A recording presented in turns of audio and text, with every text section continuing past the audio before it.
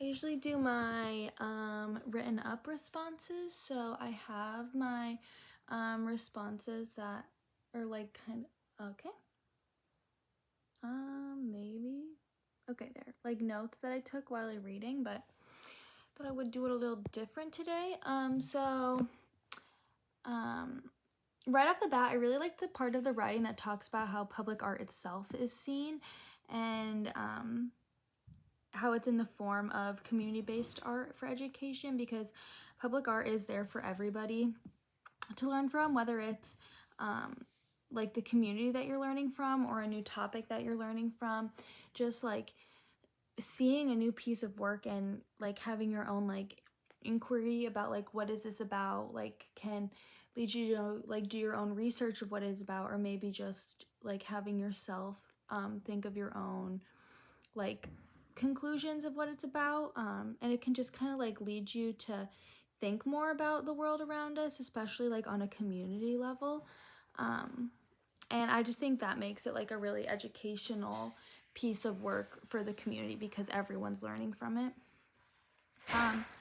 I also like the idea that artists can confront important social issues through these artistic endeavors, especially in public places, because it's a really good way to bring attention to things that are important in society and in different communities. And it really just encourages people to think about these things in an artistic way.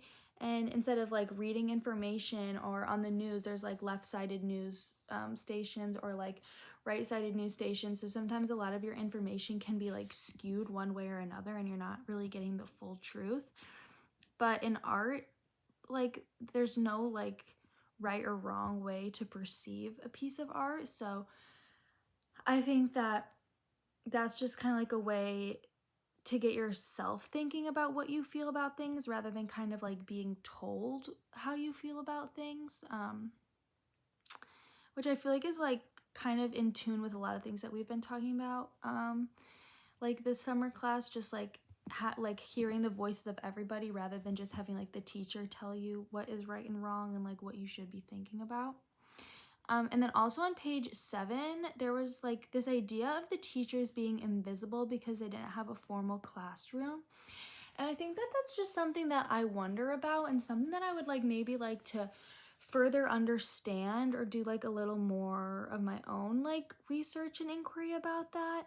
Just because I think that like kind of going off what I was just saying, like there's like other voices other than the teachers, so you could listen to like in our classroom, like me teaching like Polly or Michaela something, like I am in that exact setting being like kind of the teacher, or even though like you are our teacher, I think everyone has a chance to be a teacher even if it's not an informal setting. And then it kind of talks about how um, um, like traditional folk art is passed down through generation to generation, um, or like non-visual art. But I think even in that case, like the like having things passed down to generation, like whoever taught you that, I think is like the teacher in that moment. Um, but also like if you're doing like a visual learning from like a public piece of art or something, or like a community-based art, and like you're kind of teaching yourself from it, then it's like self-taught, so like you're the teacher. I'm not sure if I like misinterpreted that, but that's the idea of like an invisible teacher is definitely something that I would like to think about more and like understand a little bit better, because I don't know, like what I just said, I just am not sure how I feel about it being phrased that way and necessarily what that means. But then I really liked the idea of talking about like museum schools and emphasizing education through art materials and skills and the museums. And I think that's a really like easy way to get the community involved in like public community education, or not even of public art. One of the examples in there was the Art Institute of Chicago, and that's something that I grew up going to with my dad, and he's not like an artist at all, but we would like go to the city and go to the museum and spend just like hours there looking at different pieces. And I think it just you know, they have like the different sections of different cultures and different like types of art being made. And I think that that's such an educational way to learn about different cultures throughout history and different, you know, like important artists in our history. And it's also like a fun way. Like going to the museum is always fun, seeing new things, it's fun. So it's like a fun way to get the community involved in learning about art. And then I also really liked the work that was described by Ricardo Ainsley. I think I'm saying that right. But he did projects about or with troubled communities in Texas. And I thought that this was a really cool community-based art project, especially in the form of photography. I think that you like you hear on the news or you like read about different areas, or maybe you don't even hear about them like at all and you have no idea that these communities are like struggling or like living in like these kind of conditions. And especially in a photography sense, you really like get a snapshot of what it would be like to be in these communities and see them firsthand. And I just think that's a super educational way to share about the community with the community art project, especially like it just raises awareness of like areas that we could help or things we could do, or just like show you that like there are different communities living different ways, and just like shows the overall diversity between different communities. And I think it's really cool to do that in an art way rather than just like, I don't know, any other way. And then I also enjoyed reading about the work of John Yancey. He does the murals in the south side of Chicago, and this made me think a lot about the murals that we have in Old Town and Fort Collins. And just like, I think that a lot of the murals that we have are like aesthetic purposes, but I think that there's a cool way that we could like talk about like a big part of like our Fort Collins and like CSU land is like the indigenous people land.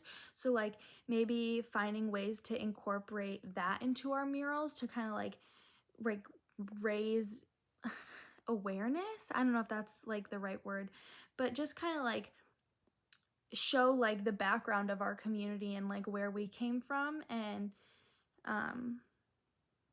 yeah, I just think that that would be a cool thing to think about. And then just like the last things I liked was like the small tidbit about the implications at the bottom. It talked about how sometimes like community art can't necessarily fit into like a average curriculum, but having things like outside of school programs or like volunteer work or clubs, just like other ways that students can get involved, I think would be cool, because it's like a domino effect. Like you know, there's like all these people finding out like at the school about this club or this like way to get involved, and then like their parents and their friends, and it's just like you can get so much more of the community when it's something that's like a volunteer thing, especially making it fun. And also talked about how like volunteer hours and volunteer work is a really popular thing. So I think finding ways to like do community-based art like as a community, I think that would just, it's a really cool idea. And yeah, just like having like friends and families and getting people involved that aren't part of the school, just, you know, having more of the community be part of it, in different like aspects of the community, would be cool, just to like hear all the voices of that, as many voices as you can.